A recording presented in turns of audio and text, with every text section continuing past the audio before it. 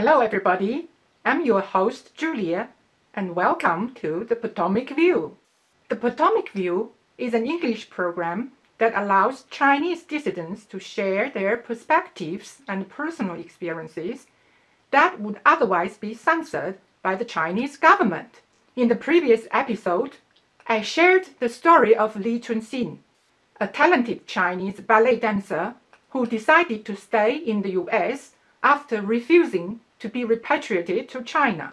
In the US, he found the treasure that he had been longing for but couldn't find in China: freedom, respect, and dignity. In today's episode, I will share my personal story in details of why I left China 20 years ago, as I left everything behind. I arrived in Beijing on 5th of June that year, the second day after the massacre, which shocked people around the world, as the troops were ordered to shoot the unarmed students who were Hanoi striking on Tiananmen Square, a campaign for renewal, anti-corruption, and an atmosphere of freedom and democracy. I was with a group of Australian travelers. When we arrived at Beijing International Airport, we immediately felt something went wrong, as there were very few travelers at the airport. We were told we had to change to stay at the nearest hotel, and all our sightseeing itineraries were cancelled. I was told to inform all the Australian travelers that they were not allowed to take any photos. On the way to the nearby hotel, we saw countless armed soldiers stationed on the side of the road, lining up every few meters, and everyone could sense the overwhelming tension. I told my guests not to look at the armed soldiers, even from the side of their eyes, and also to keep their cameras in their bags. The short distance to the hotel felt very long. We couldn't tour the city and were stuck in the hotel for 3 days.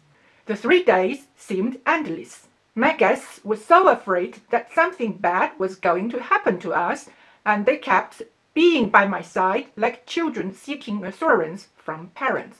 Their concerns were aggravated when I was told by my boss that I had to leave Beijing as soon as possible, as soon Beijing would become a real forbidden city with no anyone in, no anyone out.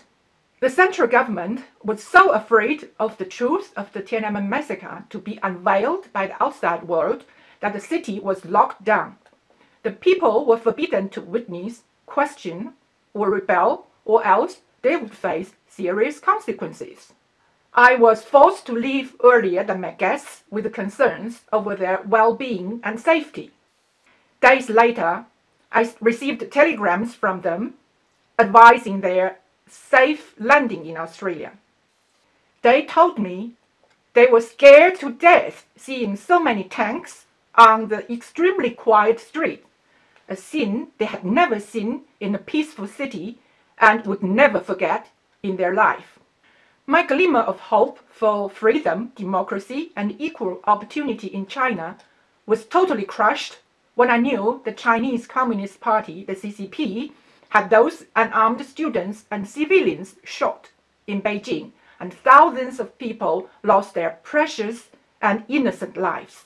This experience had made me totally lose hope for the CCP and had planted a seed in my heart that I must flee China to seek freedom and democracy. I didn't do so right away until 10 years later, as I had my beloved mom to look after. During the period, I was working with the municipal government and had seen so many unfairnesses and extreme darkness in the political system, with corruption being the most serious. People have been forced to sell their bodies and souls to survive, get a job or a promotion. It was an environment that I couldn't breathe and often feel choked in, especially for a lady immersed in such a filthy environment. As an interpreter, I often escorted the mayor or one of the deputy mayors in the foreign investment and economic and trade fairs. One time, I was in the car of one deputy mayor heading to the fair. After a brief talk, he said to me, "Miss Gao, If you like to be seen more on TV to become more famous, you can call me. Then he handed a note with his personal phone number to me. Then he started to lay his hand on my leg. I was like a statue sitting in the car, motionless, only with my eyes moving to watch the passing people on the sides of the street who were watching the parade of the cars with the police motorcycle fleet opening the way in the front. I couldn't believe what was happening, but I could feel at that moment that the respect I had for those top leaders in the city was totally and instantly gone.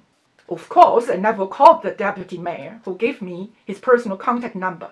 And of course, as you could imagine, I didn't become as famous as what I could have become. However, the most important thing for me is that I've always kept my head high, as I know I'm pure and clean and have respect and hold dignity for myself.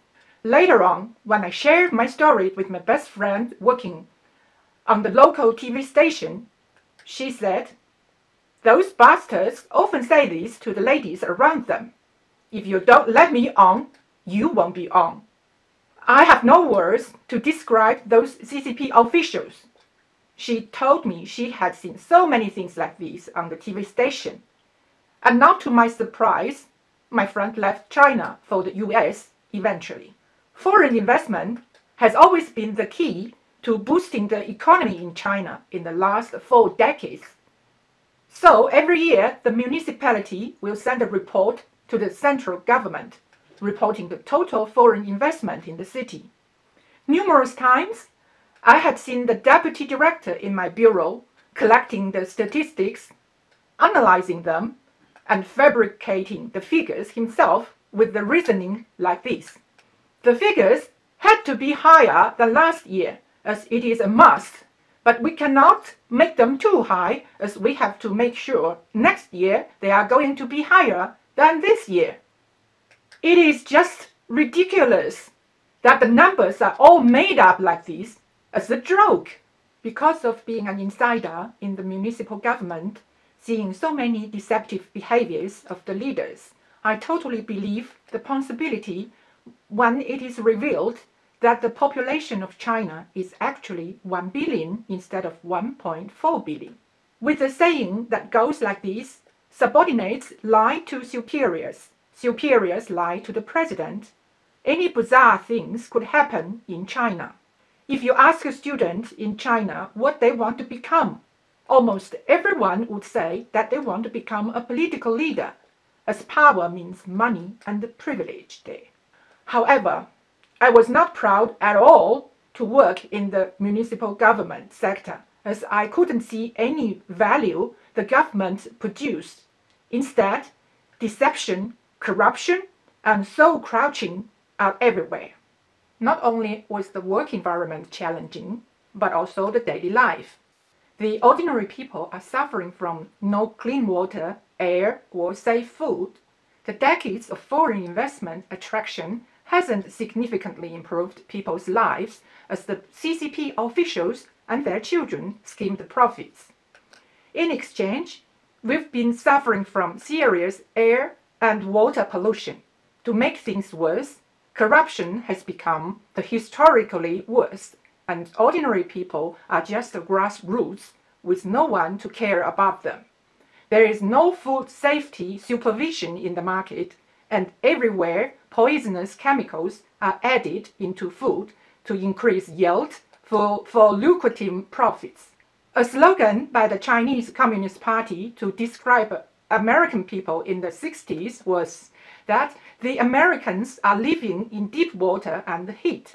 Ironically, it is a vivid description of the current Chinese people who are indeed living a miserable life. There is no smile on Chinese people's faces. In contrast, I see people in Australia and America are so relaxed with smiles.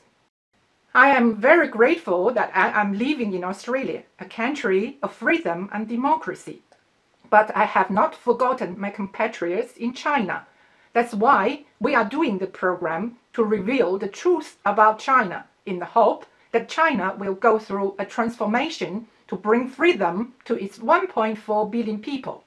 I hope my story is of some help for you to understand a little bit more about the real China. You will hear more such personal true stories from the Potomac View. Thank you for watching.